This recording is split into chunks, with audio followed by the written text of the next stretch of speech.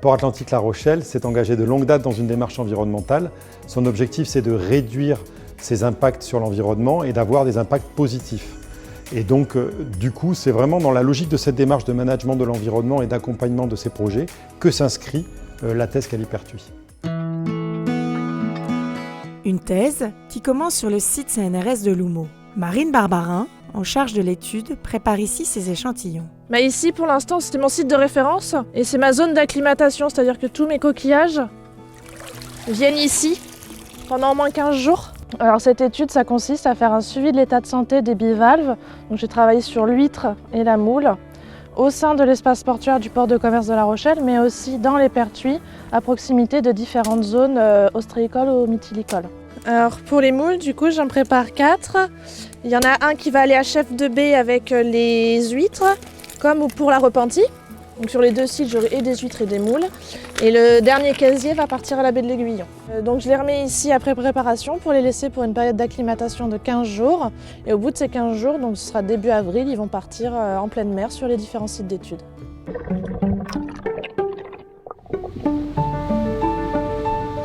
Alors la manip, elle dure 1 mois sur l'ensemble des sites et pendant ce mois, je vais faire différents prélèvements. Je vais retourner sur les sites au 7e jour, au 21e jour et au 30e jour après l'installation. Je vais y faire un suivi des paramètres physico-chimiques de l'eau et je vais faire des prélèvements d'huîtres ou de moules. Cette expérience, débutée en 2019, a été reproduite 3 fois par an jusqu'en 2021 afin d'établir un échantillon fiable des données collectées. 7 individus sont prélevés à chaque visite et conservés dans l'azote liquide à moins 80 degrés avant leur étude au laboratoire de l'Université de La Rochelle.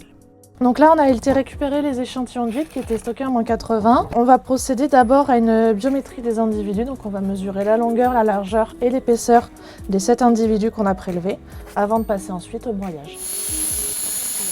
L'ensemble de ces études permettront déjà à nous, en qualité de scientifiques, de mieux comprendre et d'évaluer en fait la qualité du milieu dans nos pertuis charentais et nous permettront aussi de transférer ces compétences sur d'autres espaces portuaires à dimension à la fois nationale et internationale.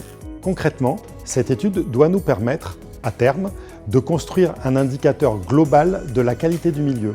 Non pas un indicateur spécifique lié à tel ou tel élément du milieu, mais un indicateur qui nous montre finalement au travers de la santé d'un coquillage si notre milieu est dégradé ou ne l'est pas.